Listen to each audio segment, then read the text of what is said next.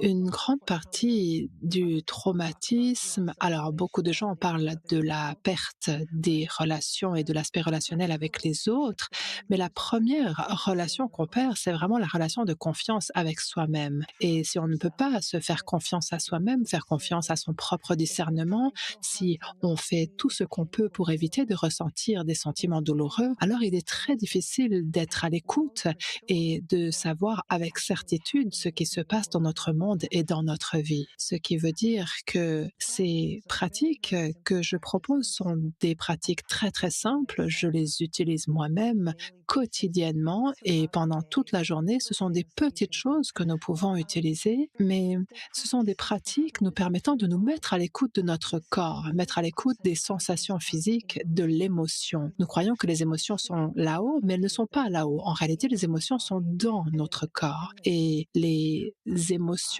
sont censées nous faire bouger, nous faire nous mouvoir. Les émotions, ça a à voir avec s'approcher ou se retirer, s'ouvrir ou se fermer, s'engager ou se mettre en retrait. Et le fait de vouloir, d'aspirer à quelque chose, ça, ce sont des émotions plus nuancées que content, triste ou fâché. Nous avons des milliers d'états émotionnels que nous traversons d'instant en instant. Et notre corps réagit différemment à différentes choses. Et en fait, notre corps est plus rapide que notre esprit pensant, notre esprit qui s'occupe du traitement des choses. Donc, il est très important de ralentir les choses et de nous permettre de sentir plus pleinement afin de pouvoir comprendre dans quel état nous sommes.